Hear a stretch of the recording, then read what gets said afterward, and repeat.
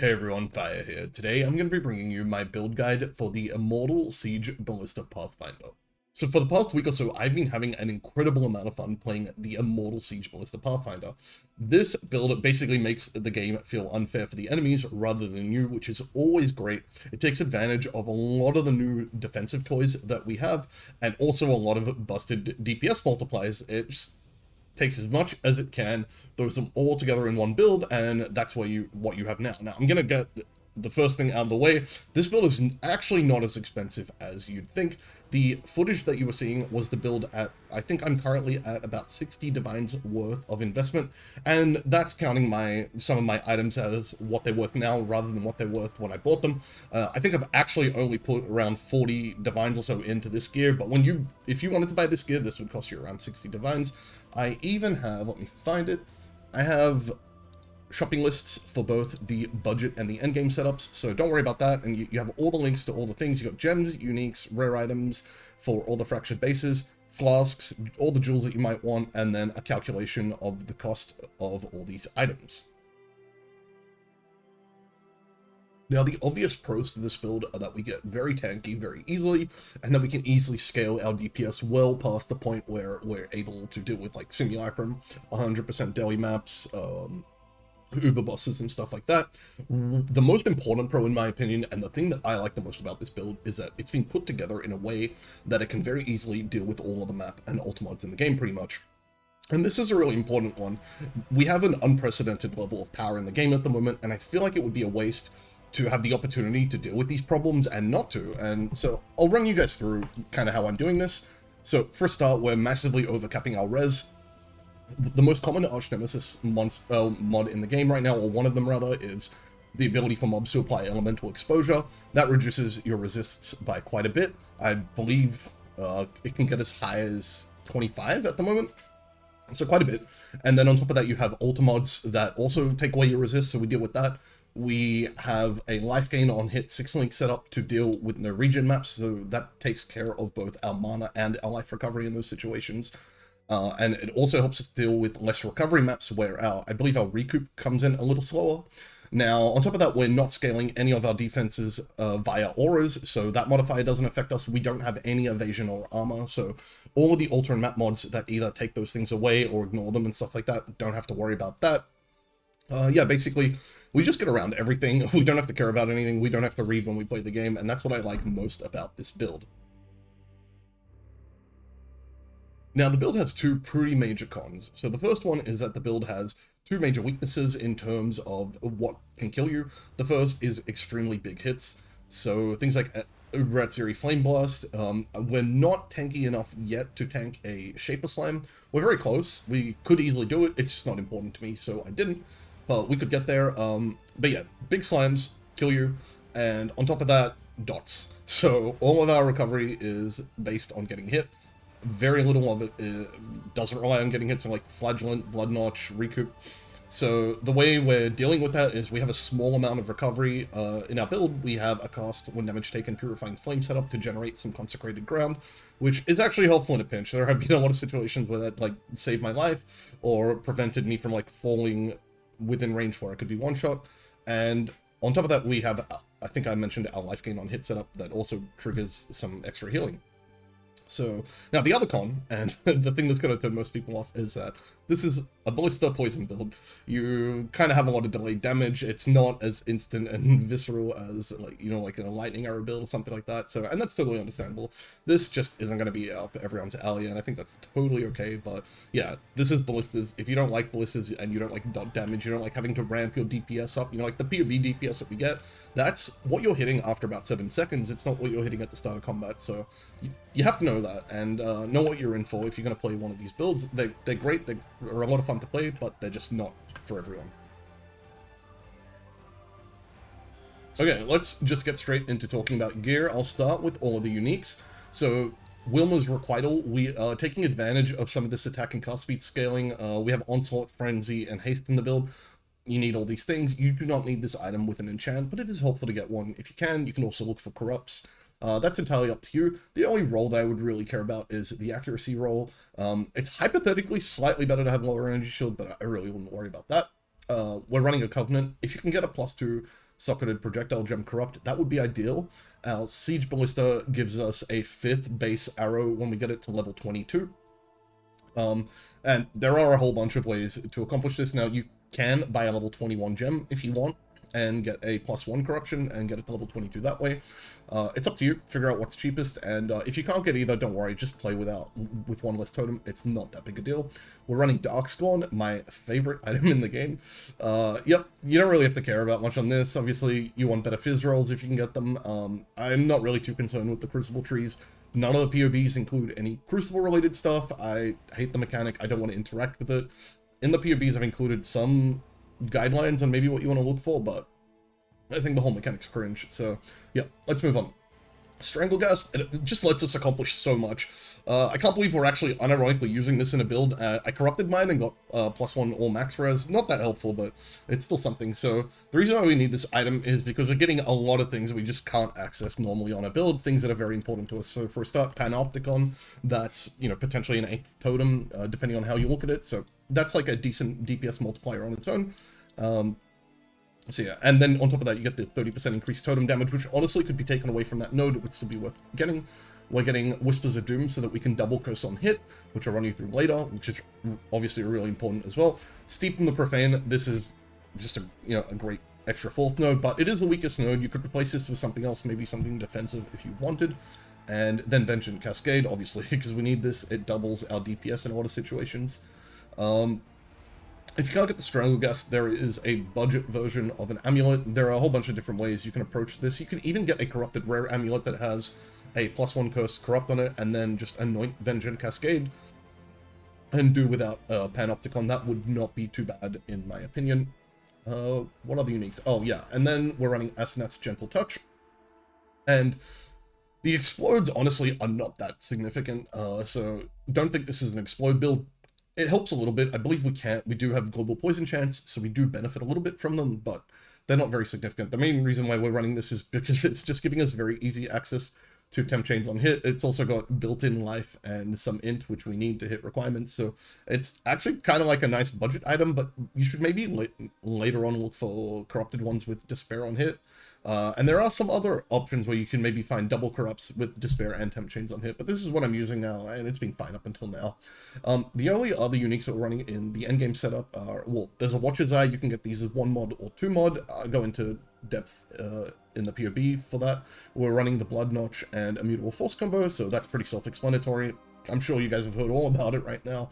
And then we're running Progenesis, which obviously is very important, and I go into more depth on what you're looking for in the POB. Now, the rare items we use are actually pretty basic. I've provided very basic notes on how to craft these in the POBs. And these basically show you like the minimum requirements for what you would like kind of want on one of these items. They can all be made deterministically, but you should look for better. Like, the way I looked at it was there's no point making 6 mod items because you guys are just going to cut corners and make 4 mod items. So I'll cut the corners for you guys and just show you how to do that. So this, for example, is just a cheap fractured quiver with, you know, there's no implicit on this. You can just buy whatever you want.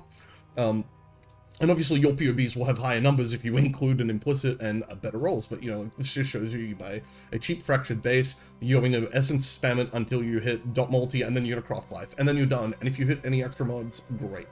The boots, these are a little more involved. These basically bleed immunity boots. These are just a very easy way to communicate to players how to immune to bleed. There are maybe more efficient ways, but this is just an easy setup. And here you just get like spell suppression as a fracture. You apply, what is it, envy essences for chaos resistance until you hit move speed and life in this case, and then just crafting with eldritch stuff on the bench. Now our rings, okay, so you need 1 ring to have recoup on it. You need a tier 1 roll, and you need to combine that with this, and that will allow you to basically never take the stagger damage from Progenesis. It's very important for one of your rings to have tier 1 recoup. I run you through the process here on how to make a very basic, viable ring for endgame. Obviously, you should try and make better if you want, if you have the money for it, whatever. And then on the other one, you have a Despair on hit ring. Again, if you can get this from other sources, fine, do it. This is just like the most basic way to achieve these things. Now, you want to craft non-channeling skills have -7 or -8 to mana cost, depending on whether you want to put catalysts on these. You want both of these bases ideally to be amethyst rings to help you hit your chaos res cap. that would be helpful. Now the belt, you need a fractured tier 1 flask charges gained mod or a flask effect duration mod, and then you're going to essence spam rolling strength until you hit the other tier 1 flask mod, and then optionally you can lock the suffixes in and use a Veiled Chaos Orb to try and hit this extra flask effect mod. That's if you want to get your Progenesis to 40% and your Blood Notch to 60%. I wouldn't recommend it. I tried it, didn't really notice a difference, so don't go overboard on this. This just actually makes it a lot harder to get 100% uptime on your Progenesis if you end up getting that Veiled mod, because then you have to add these 3 nodes into the tree. 25% increased flask charges gained to at least mitigate the 33% here, and sometimes that's not enough, so you have to go for an extra jewel. So that's something to think about, but I've provided very basic instructions on how to make these rare items at a very basic level, and there's no reason why your POBs should have less CPS than this if you put this together fully. Now finally for the flasks, we'll just get the uniques out of the way first. Progenesis, I've talked about this already, and Taste of Hate, you want this with as high a roll as possible on your fizz damage from hits taken as cold. I only have a 13%, I should get this to 15%, I've just been very lazy, but that's okay. Now, on your remaining flasks, you want a Topaz and a Ruby. I really recommend running the suffix that gives additional elemental resistance to sufficiently overcap. You may decide you don't need it, I'm going to leave that up to you. You guys can sort of figure that out for yourselves. And then on the other one, I would highly recommend putting 25% reduced mana cost of skills, and you want the 25% roll, this is very important. Now, on your Quicksilver Flask, you're not going to have 100% uptime on this, don't stress about it. The other 4 flasks do need 100% uptime, the Quicksilver does not, and you'll see that as my flasks tick over, this is the only one that doesn't have 100% uptime. Okay, so on this, you want to put the suffix for life regen, but you can also put things like attack speed, less curse effect, kind of whatever. I actually should have less curse effect on it, because that's how we get curse immune in this build. I was just kind of trying out this regen stuff, but that's just me. You can do whatever you want. You can even put movement speed on there. There are a whole bunch of viable options for this Quicksilver, but you have to keep in mind, this is the flask that is not going to be up all the time. So stuff like reduced mana cost and the elemental res, these are maybe things you want up all the time, so you don't want them on your Quicksilver. The Quicksilver is like the flexible mod. Now, all of the prefixes on all of the magic flasks are going to be Flagellant. Ideally, they can be Masochist, which is gain 2 charges when you're hit by an enemy. I played with them for a while. I didn't really notice that much of a difference when upgrading, to be perfectly honest, so don't stress out there if the Flagellants are way too expensive. You want to put, obviously, quality on them all, and then you want them to all say used when charges reach full. One final thing to point out with these flasks is, because you gain healing when they use, if you're ever in a situation where you need to heal back up very quickly, such as you pop your Malevolence Blessing, you can quickly tap some of your flasks to gain the healing back instantaneously. Now, this will mean that your flasks will no longer have 100% uptime unless you do things to then regain charges. So go back in combat, get hit by enemies, and then kill the enemies to get your flask charges back before they fall off. As you can see, the Progenesis is about to hit. So yeah, just thought that was something I would point out. Okay, let's talk about the tree. The tree is very, very basic. We're just going to come out here. We're gaining the reservation node so that we can fit all of our stuff in, and then we're running this 8% increased damage for the, yeah, you can see it just adds a decent amount of extra damage for 1 point. Cut it from the build if you don't like it. We come up here, we get a jewel slot for a Cobalt Jewel. Now, it's pretty important, in my opinion, that the things you want on this are at least 8% flask effect duration and a 5% chance for attacks to cause bleeding, and the bleed mod is important for the cluster jewel mod that we're running over here. More on that later. And this is your Corrupted Blood Immunity Jewel, so this is how you deal with that. Come over here, we gain all the normal stuff here. Now we gain this node because without it, we are not poison capped. That's why that one node is a 7.6% increase, but the following one is only 2.2. Pretty self-explanatory, everything else here. I'll talk about the clusters in a minute. We absolutely need this recoup cluster. This recovery mastery, however, is totally optional. Definitely don't fuck with Ghost Dance. That is a mistake. Now, this is very important. Energy Shield Mastery. This is how Blood Notch and Immutable Force work. Now, some of you are probably wondering why we don't have Agnostic or Gluttony in the build, and why we have so much Energy Shield. Trust me, don't worry about it. It's fine. Ignore it. Just take my word for it. It's fine. Now, coming down to the bottom part of the tree, we get some extra spell suppression stuff over here. Something very important is not to get these life nodes. This provides you stun avoidance, and we actually want to get stunned. We don't want any stun avoidance. So yeah, you come across there, you get the spell suppression and the life, you get the dual node, you get the one extra projectile here. Now, if you feel like you want some extra AoE on your Siege Ballista, you can get multi-shot, totally up to you. As you can see here, it's not really that worth the extra, the DPS increase per point, but if you really feel you want it, go for it. It does not, these projectiles do not shotgun. We only care about the extra projectiles as far as them providing pseudo AoE, so just keep that in mind. Yeah, all the self-explanatory stuff over here. Now, Totem Mastery, if you feel like your totems are dying too often, and trust me, they do, maybe you would prefer the Taunt. I prefer this. I don't think it matters really, as long as you have one of the Totem Masteries.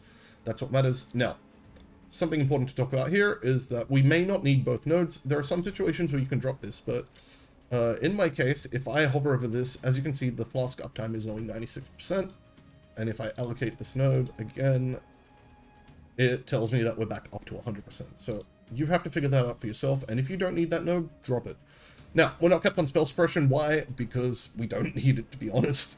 I really like this new mastery. I think this mastery is absolutely dope. Look, 1 point, 25% spell suppression. I think that is insane value, what it provides, and I think if you don't need the 100% cap on this, like especially if you're not playing hardcore, I think this is just too good to pass up. It gives you so much value for so little investment. I think that's really important when you're trying to min-max a build, especially when you have other defensive ways to prevent those one-shots, right? But if you really want it, look, there are extra nodes. There is this entire wheel here that you can take that gets, you get to like 99%. There's plenty of stuff you can do to fix this up. So yeah, that's the tree. Okay, onto the cluster jewels. Pretty self-explanatory. Unwaveringly evil, wicked pole, and then your final one you want to be unholy grace. You can also get unspeakable gifts as your other cluster jewel suffix if you want. That's the explode mod. Totally up to you. Unholy grace, as you can see, provides us with a hell of a lot of DPS. I prefer it. The other one costs like 4 to 5 divines, so that's up to you to figure out. As for our mediums, we are running a totem cluster. Now, the only important one on this is Sleepless Sentries. You have a few options for this. You can go Ancestral Reach, and there are a few others that are kind of worth doing. Sort of figure this out for yourself. I prefer Ancestral Reach because of the placement range. That, to me, is something that's important, and also the placement speed. Maybe you want something that gives you more raw damage, but that's for you guys to figure out for yourselves. Obviously, as I mentioned, Blood Notch and Immutable Force. And then in our dot multi-cluster, or yeah, our Chaos Damage over time cluster, sorry, we're running Steady Torment. So this gives us extra poison duration, and then it gives us extra damage over time multiplier for poisons that we inflict on bleeding enemies. Because of the jewel I mentioned earlier, enemies are going to be bled via our ballistas. And so this is 9.5%, or rather 10.5% DPS. Circling Oblivion, as you can see, is also an insane one. 11.1% DPS. This is, yeah, great value on these nodes. And yeah, that's the tree. Just a word of warning, I've had one friend already make this mistake. You do not want your major god to be Soul of the Brine King. Soul of the Brine King prevents you from getting stunned, and you will die. You want these Pantheons ideally. Soul of Arakaali mitigates damage over time. This is by far the most important thing we can take in most cases. And then Soul of Aberrath gives you Burning Ground immunity. This is another important thing to have. There are viable alternatives, like Soul of the Shikari could be worth it for you guys. There's actually a bit of flexibility on the minor god, but I think Soul of Arakaali is the only major god that you would want. Let's talk about the gems. Okay, so first off, we have Anomalous Siege Ballista.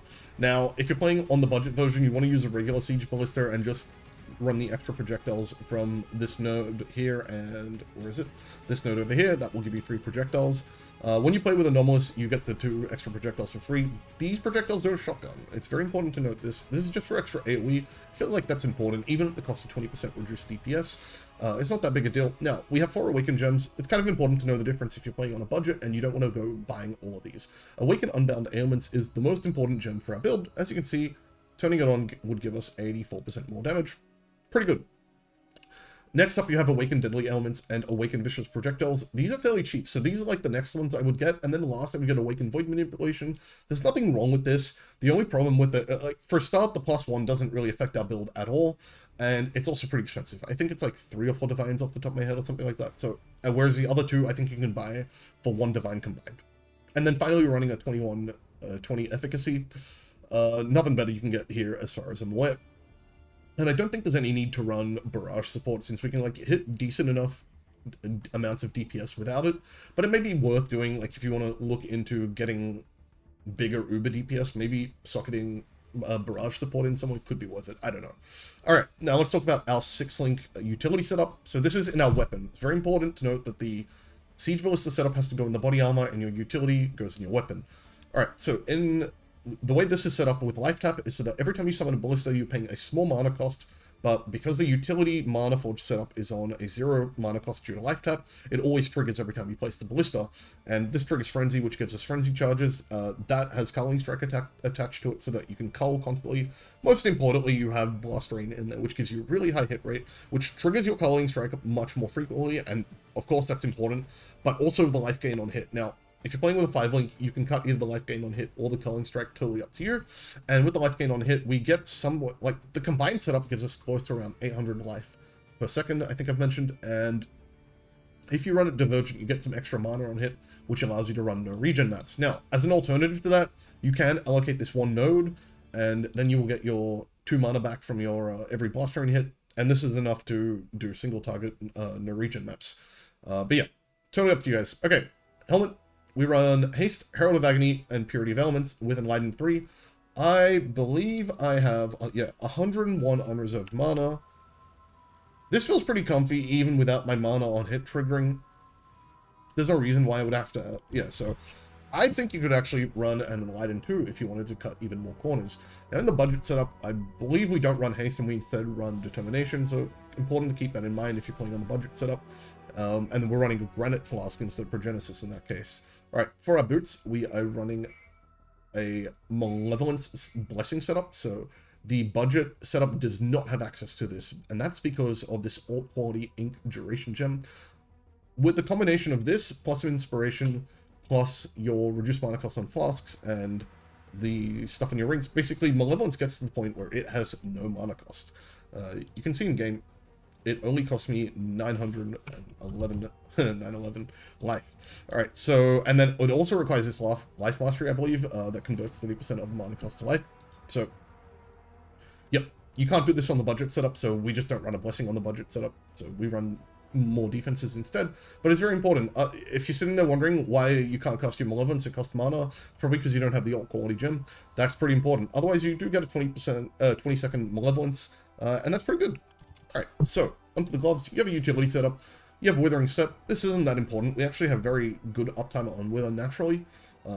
But there's nothing wrong with taking Withering Step to help ramp up faster. Like, we do have ramp time on our DPS. Nothing wrong with helping it out a little bit. So it's up to you how you want to do that. But I've just got Withering Step here. Flame Dash, you can just honestly have it at pretty much like whatever level you want. I had lower int, so I kept this at a lower level, and I put it in at a lower level so you don't feel like forced to go for higher than you need. But again, totally up to you. Just don't have it too low that it triggers with your cast when damage taken setup.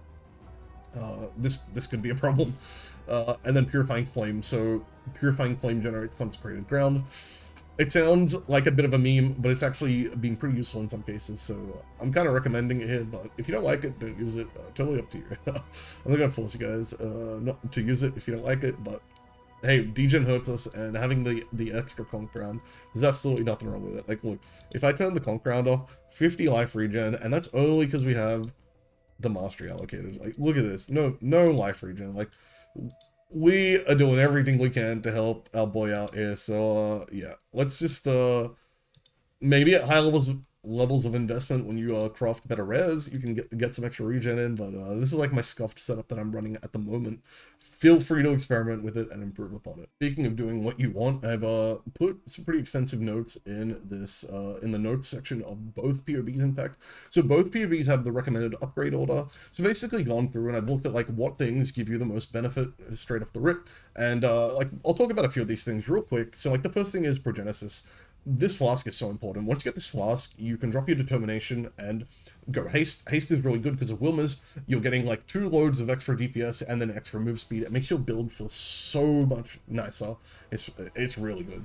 And then you can go for like the Awakened Unbound Ailments, the Deadly Ailments, and Vicious Proj that I talked about. Like that's the cheap combo. You're going to skip like Awakened Void Manipulation. Then you're going to kind of go down the list. This is not a strict list. If some of these items start to become very expensive, like the +2 chest, skip them, come back to them later, or just play without them.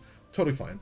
And then down here, you have kind of a list of my thoughts on sort of where I would take the build further from here.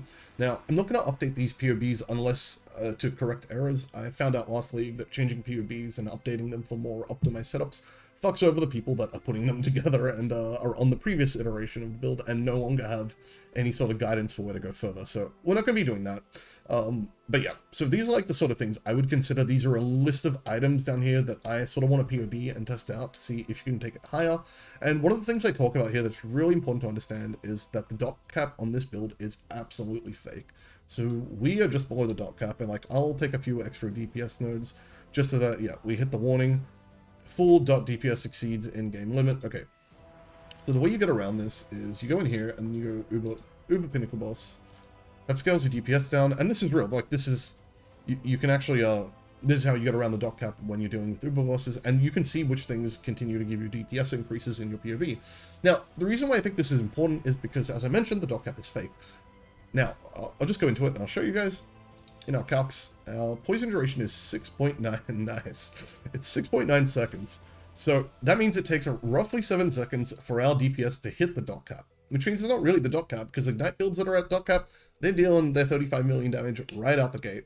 If we take 7 seconds to ramp to that, we're dealing like an average of half of that for the first 7 seconds of combat. So like any DPS increases you get are pretty damn good.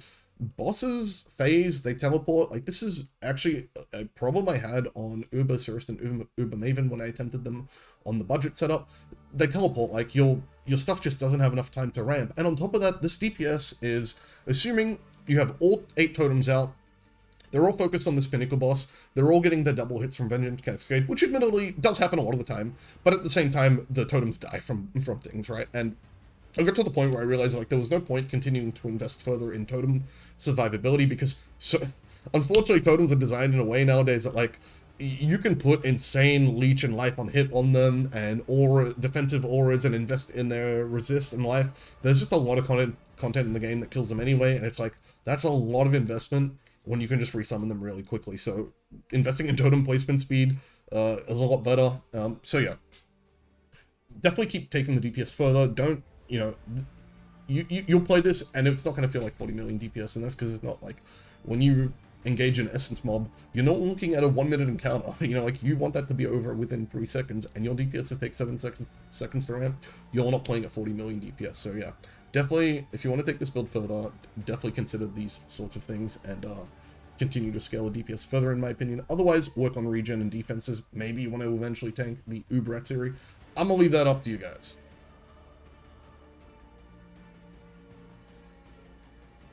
Before we wrap up, just want to give a quick shout out to my boy, Void241. Now, some of you guys might know him as the guy who put out some Impending Doom Pathfinder content earlier this league. He collaborated very heavily with me on this build. Obviously, it took a lot to get this all right.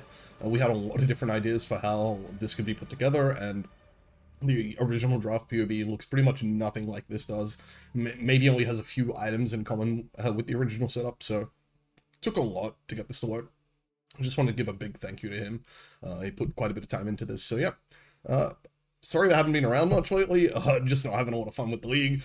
The league mechanic is kind of soul-crushing, and it eats up a lot of money and doesn't give very much out, and yeah, it's not a good time.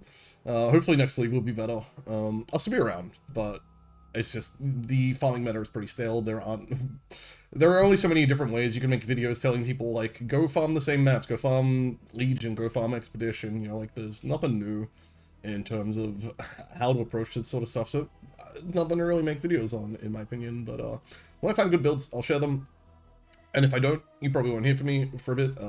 Yeah, might be probably my only video this league, but yep, putting in the bare minimum that I have to still be considered a content creator, and I guess we'll just like keep saving our energy until the good leagues hit. Like PoE 2, hopefully we'll fix everything, Copium.